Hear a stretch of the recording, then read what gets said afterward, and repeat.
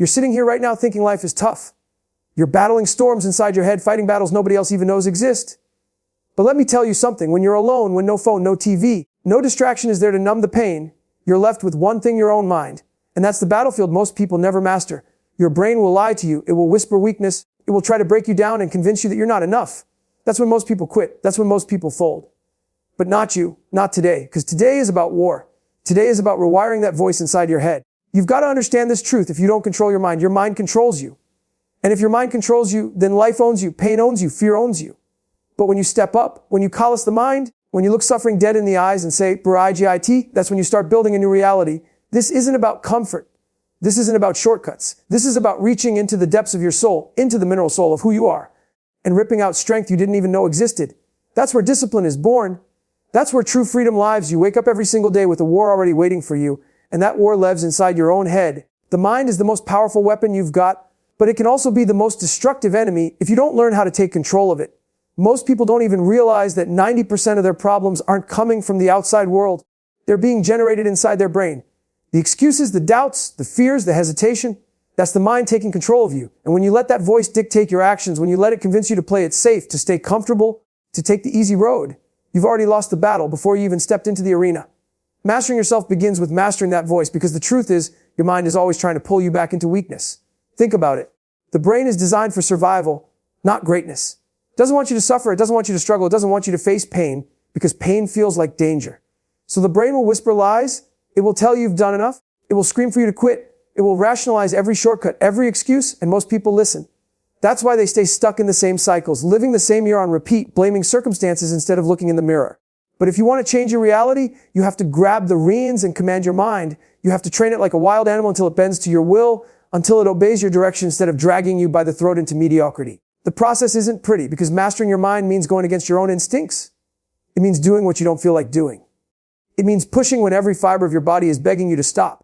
It means staying disciplined when comfort is calling your name. Every rep, every mile, every early morning wake up when the bed feels warm and your body feels heavy, that's where the battle is fought. That's where you're telling your mind, I'm in charge now. You don't negotiate with weakness. You don't debate with fear. You crush it under the weight of your action. The more you override those impulses, the more your mind learns a new standard.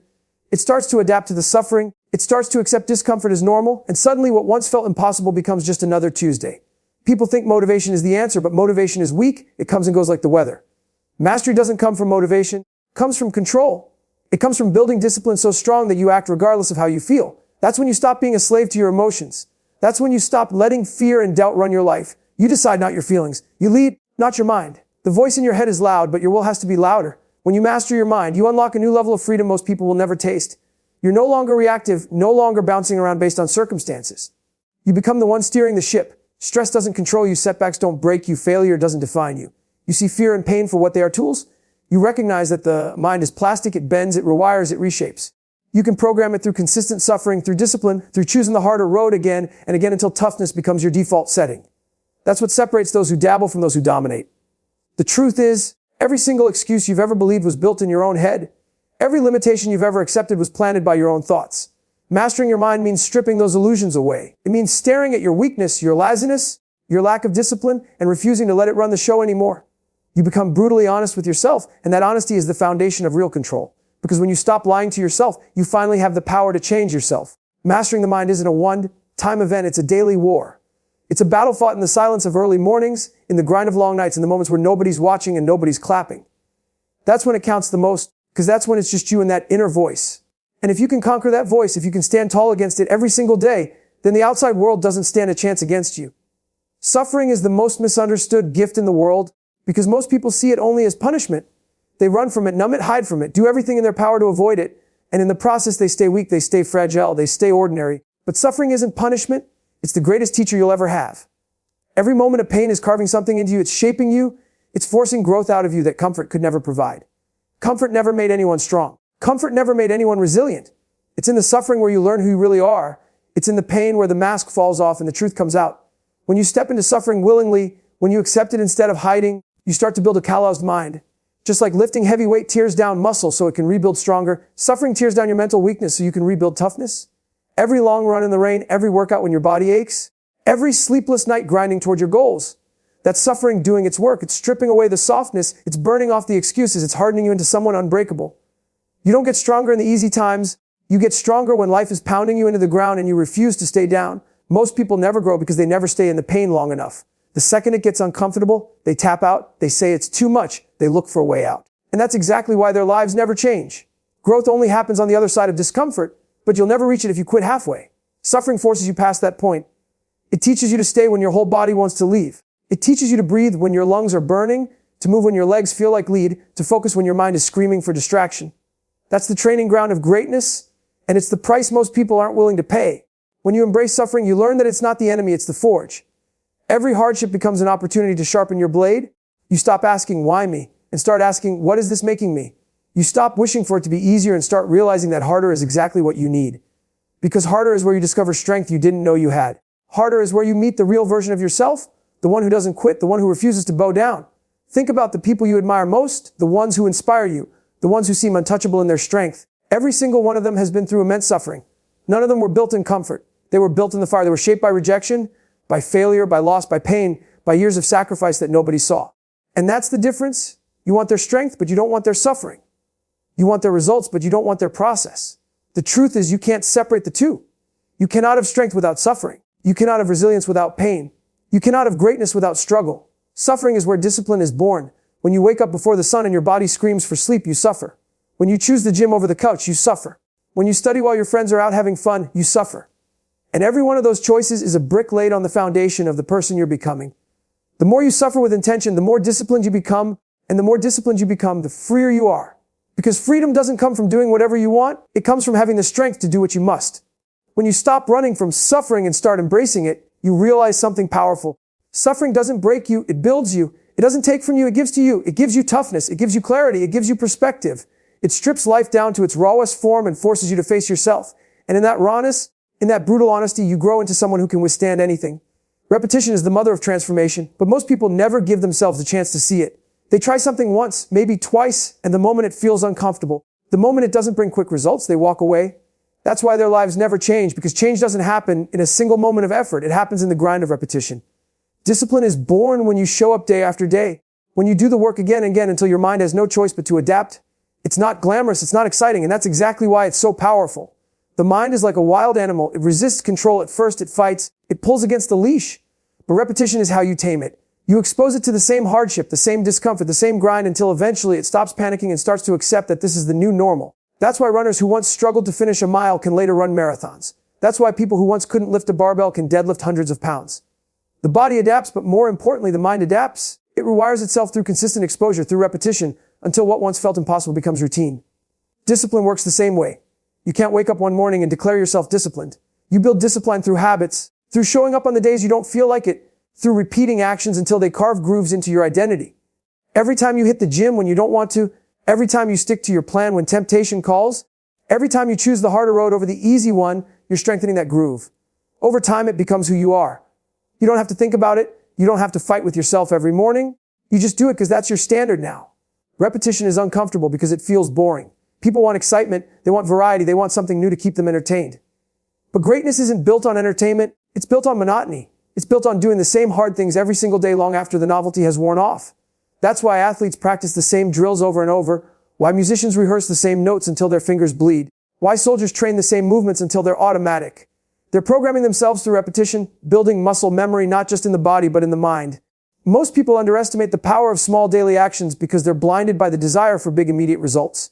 They don't see how repetition compounds, how the tiniest consistent efforts add up into massive change over time. One push-up won't change you, but 1,000 will.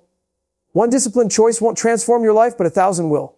Repetition stacks, discipline compounds, and soon you're standing on a mountain you built brick by brick, choice by choice, rep by rep. The resistance you feel at the beginning is your mind rejecting change, clinging to comfort, fighting for its old identity. But every time you push through that resistance, every time you override that voice telling you to quit, you're weakening its power. Repetition wears it down. Repetition drowns out that voice until it becomes background noise. And then one day you realize the thing that used to feel impossible is now just part of your life. That's the shift. That's how reality changes, not through one big leap, but through countless small steps taken with relentless consistency. Repetition doesn't just build discipline, it builds belief. Every time you keep a promise to yourself, every time you show up when it's hard, you're proving to yourself that you can be trusted. Confidence isn't built by talking yourself up. It's built by stacking evidence that you do what you say you'll do. And the only way to stack that evidence is through repetition. You can't fake it. You can't shortcut it. You can only earn it one rep at a time. When you repeat hard actions long enough, they stop being hard and start being your identity. You stop trying, and you start saying, this is who I am. That's the power of discipline forged through repetition. It doesn't just change your habits, it changes your reality. It reshapes the way you see yourself, the way you see the world, and the way the world responds to you. What once seemed out of reach becomes inevitable because you've trained your mind and body to accept nothing less. Accountability is the foundation of real growth, but it's also the thing most people run from their entire lives. It's easy to point fingers at circumstances, to blame your past, to blame other people, to tell yourself stories about why you're stuck where you are. But none of that changes anything. None of that makes you stronger. None of that builds the life you want. Accountability is looking straight into the mirror, stripping away the excuses, and admitting the raw truth about who you are and how you got here. It's not comfortable. It's not flattering. And that's why most avoid it. But accountability is the doorway to transformation. When you hold yourself accountable, you stop living as a victim. You stop letting life happen to you and start taking ownership of your decisions, your habits, your results. The truth is, nobody's coming to save you. Nobody's going to hand you the discipline, the drive, the toughness you need. You either build it or you stay weak. Accountability is the act taking that responsibility on your shoulders and saying, everything I am, everything I'm not, everything I have, everything I don't have, it's on me. That level of honesty is brutal, but it's also liberating because once you admit it's on you, you finally have the power to change it. Accountability is not about shame. It's about truth. It's standing face to face with the reality of your actions and choices without running from them. If you failed, own it. If you slacked off, own it. If you gave less than you could have, own it. Because the second you start lying to yourself, the second you soften the truth, you destroy your own growth. Accountability doesn't care about feelings. It doesn't care about comfort. It cares about accuracy. And when you learn to measure yourself against your own potential instead of your own excuses, you raise the standard for everything you do. Most people live their lives hiding from accountability because it hurts. It hurts to admit you're not doing the work. It hurts to admit you're wasting time.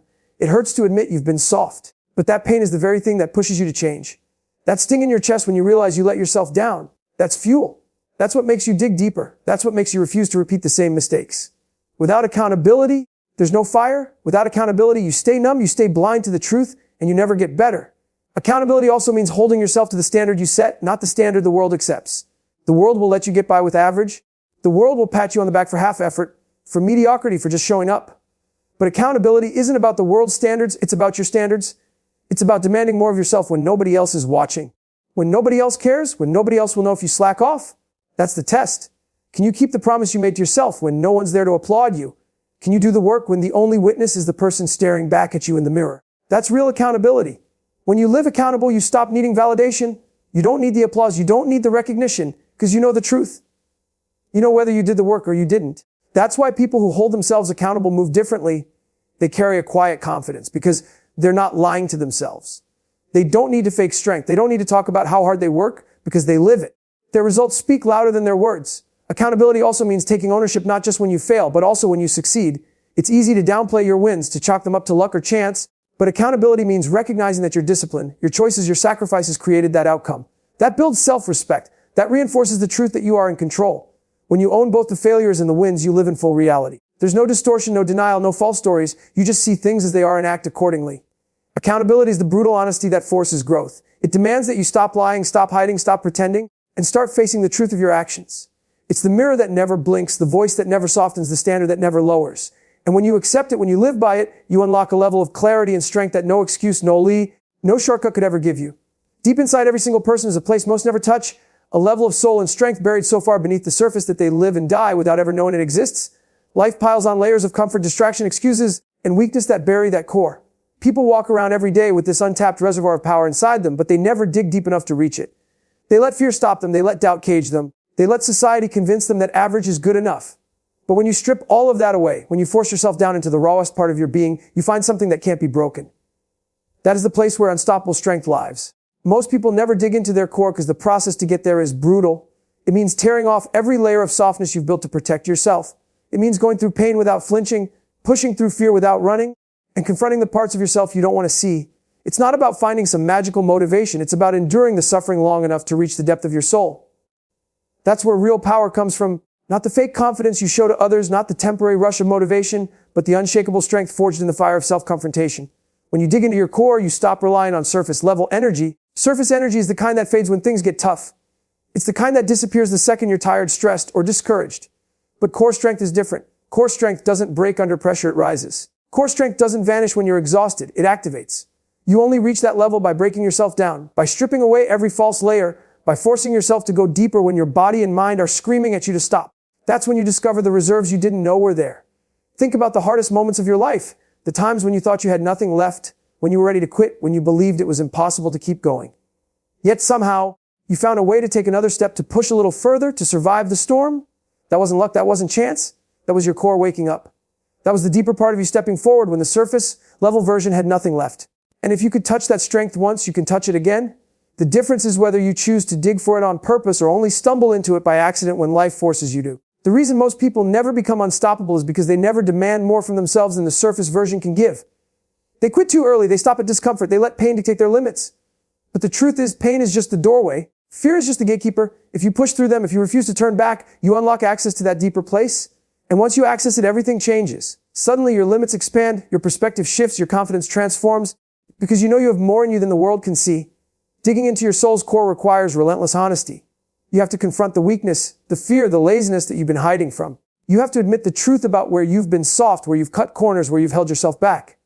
And then you have to destroy those parts piece by piece. It's a demolition of the old self so the true self can rise. That's why so many people resist the process, because it's painful to tear yourself apart like that. But in the ruins of who you were, you find the foundation of who you were meant to be. The core of your soul is not built for comfort, it's built for survival, for endurance, for greatness. It doesn't care about excuses, it doesn't care about feelings, it doesn't care about circumstances. It only responds to action. The more you test it, the more you demand from it, the stronger it becomes. That's why people who have been through hell often carry a power that others can't understand. They dug into their core out of necessity, and now they move through life with a strength that looks unshackable. That strength is available to anyone willing to dig deep enough to claim it. When you reach that level, you realize the surface version of yourself was never the real you.